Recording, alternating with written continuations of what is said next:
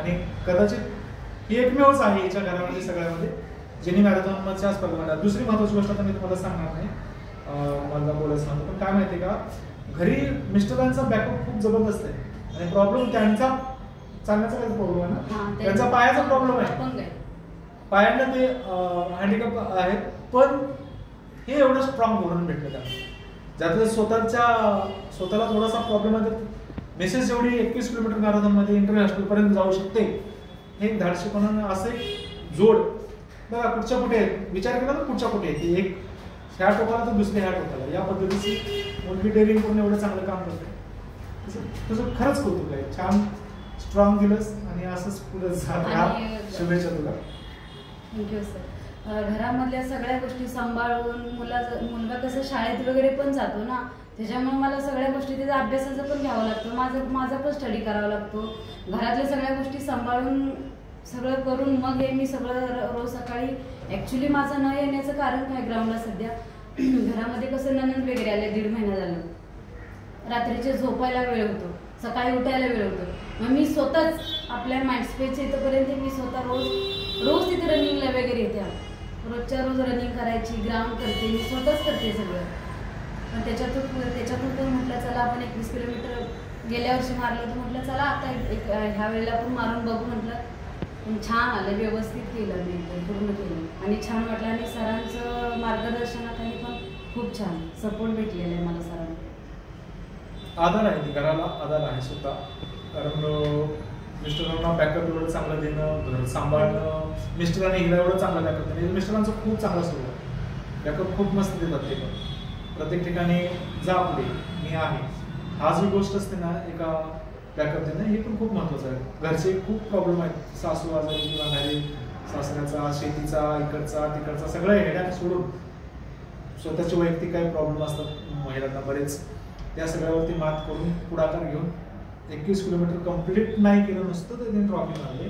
त्यासाठी जे स्वप्न रंगवतात मॅरेथॉनचे किंवा ज्यांनी डेअरिंग करत नाही काय होईल माझं, त्यांनी देऊन बघावं, बिंदास देऊन बघावं, हे तुमच्यासाठी आदर्श आहे. जे काही व्हिडिओ बघतील किंवा तुम्ही सगळेच.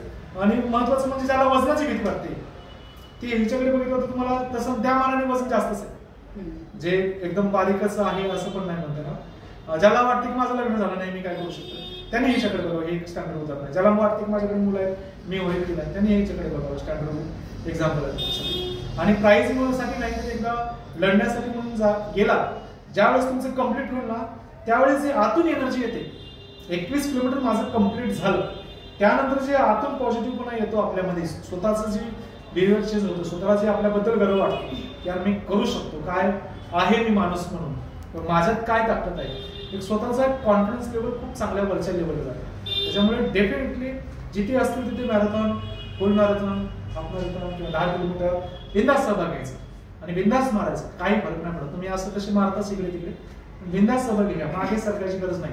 महत्वाचं काय, त्याला लागतात पैसे म्हणून पोरी सहभाग घेत नाही. पण एक व्यसन लागायला काही हरकत नाही. लोकांना बरेच वाईट व्यसन असतात, हे तुमचं 1000-1200 रुपये फी घालून हे जर व्यसन जडलं तुम्हाला, वर्षात 4 मॅरेथॉन मारले, थोडी पैसे गेली तर गेली, हे तुमचं व्यसन समजा. एक छंद असतो लोकांना पैसे घालवण्याचा कुठला ना कुठला, आपल्याला वाईट छंद नाही तर आपल्याला चांगल्या छंदासाठी पैसे घालायचे. तिने महत्वाचं म्हणजे घातलेले पैसे कमवले, चेक भेटला तिला, मागच्या वेळेस पण चेक भेटला, मागच्या वेळेस पण पैसे कमवले, यावेळेस पण पैसे कमवले, रिकव्हरी झाली तिची.